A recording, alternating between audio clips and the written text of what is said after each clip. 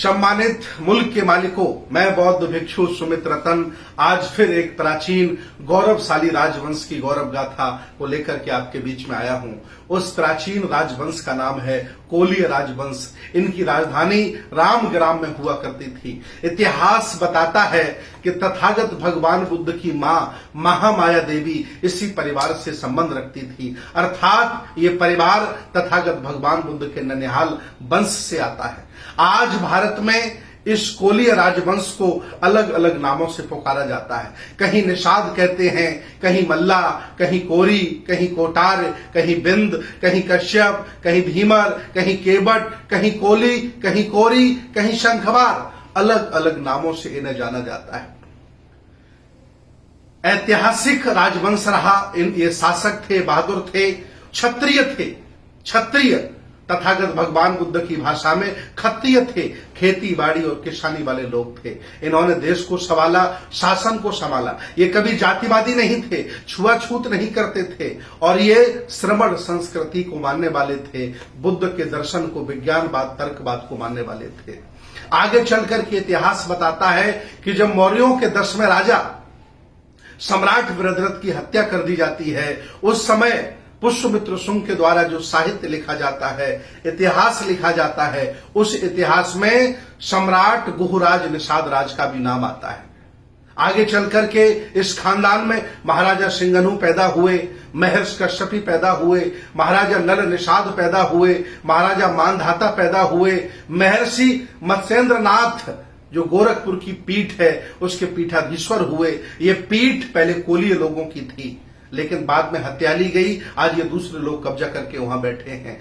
आगे चलकर इस खानदान में संत भीमा भोई पैदा हुई। इतना ही नहीं, इस ऐतिहासिक राजवंश में आगे चलकर झलकारी बाई पैदा हुई। कहा जाता है कि महारानी लक्ष्मीबाई ने युद्ध लड़ा, झूठ है। महारानी लक्ष्मीबाई दत्तक पुत्र को लेकर के निकल जाती है और बाद में झलकारी बाई को रानी लक्ष्मी बाई बना करके पेश किया जाता है। रानी झलकारी बाई अंग्रेजों से 1 घंटे नहीं 48 घंटे लड़ी, 16 अंग्रेजों को मौत के घाट उतारा। इसके बाद वो वीर गति को प्राप्त हुई। अर्थात जो झांसी में युद्ध हुआ अंग्रेजों के साथ, वो रानी लक्ष्मीबाई ने नहीं, वो इसी खानदान की कोलीय कोरी परिवार की बेटी महारानी वीरांगना झलकारी बाई ने युद्ध लड़ा था। जैसा कि इतिहास में छुपाया गया, इतिहास में दबाया गया, धोखे से इस ऐतिहासिक कहानी को छुपाया गया है। आगे चलकर के इस परिवार में और बहुत सारे लोग पैदा होते हैं। दूसरी तरफ से कहा जाए कि तथागत भगवान बुद्ध के ननिहाल पक्ष के लोग हैं। कहीं इन्हें एससी कहा जाता है, कहीं ओबीसी कहा जाता है। पूरे भारत में आप गुजरात चले जाइए, कम से कम 3 करोड़ कोली परिवार के लोग रहते हैं और वो सारे के सारे लोग भगवान बुद्ध की तरफ चलने लगे हैं। उत्तर प्रदेश में भी शंखवार आजकल शाक्यवार और शाक्य लिखने लगे हैं। ये भी भगवान बुद्ध की तरफ चलने लगे हैं। धीरे धीरे केवट, मल्ला, निषाद ये भी समझ गए हैं कि मैं कोलीय परिवार का हूं, मेरा वंश था और मैं बुद्ध के खानदान से हूं, उनके ननिहाल पक्ष से हूं। ये भी लोग बुद्ध की तरफ चलने लगे हैं। धीरे धीरे पूरा भारत चलने लगा है।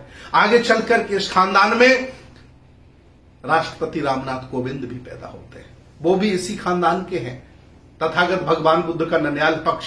यही कारण है कि रामनाथ कोविंद का पूरा परिवार विपश्यना से जुड़ा हुआ है। वो समझ चुके हैं कि मेरी ओरिजिनल कहां से है और मैं आह्वान करता हूं इस देश में, भारत में रह रहे पुराने कोली वंश के लोगों, चाहे वो मल्ला हो, निषाद हो, कोरी हो, बिंद हो, कोटारे हो, धीवर हो, आप कोई छोटे लोग, असहाय लोग, कमजोर लोग नहीं हो। आप इस देश भारत के पुराने राजा महाराजा हो। ये देश बनाया है आपने, ये देश चलाया है आपने।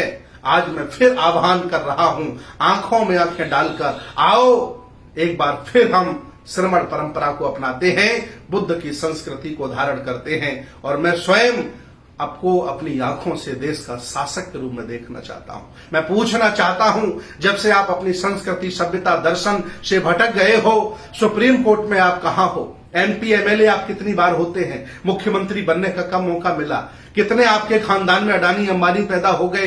ये इसलिए क्योंकि आप पुरखों की विरासत को भूल गए थे, खानदान का जो पुराना वैभव था उसे भूल गए थे। इसलिए आज ये दशा आपकी बनी है।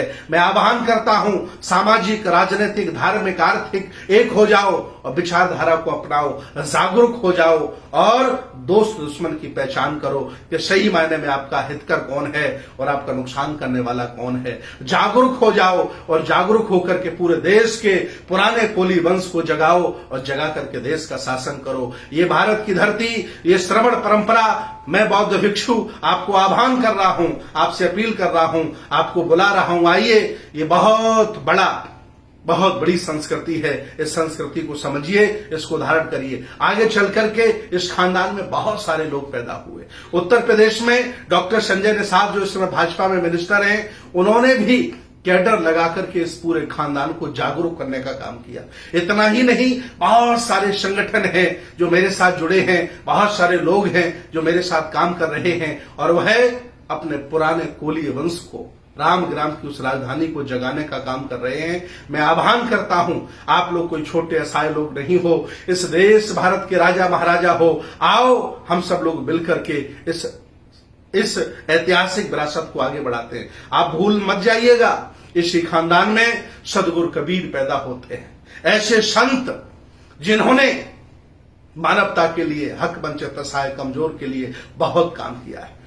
अंधविश्वास, पाखंड, रूढ़िवाद पर बहुत बड़ा कुठाराघात किया है। इसलिए आप गौरवशाली हो, वैभवशाली हो, पुराने राजा महाराजा हो। आपकी खुद की राजधानी थी, खुद का राजवंश है। इतिहास में 10 गणराज्य, 16 महाजनपदों में आपका खानदान दर्ज है। आप बुद्ध के ननिहाल के पक्ष के हो। आओ और इस विरासत को संभालो। मैं आपको शासक के तौर पर देखना चाहता हूं। आओ, बहुत बहुत धन्यवाद, बहुत बहुत साधुवाद।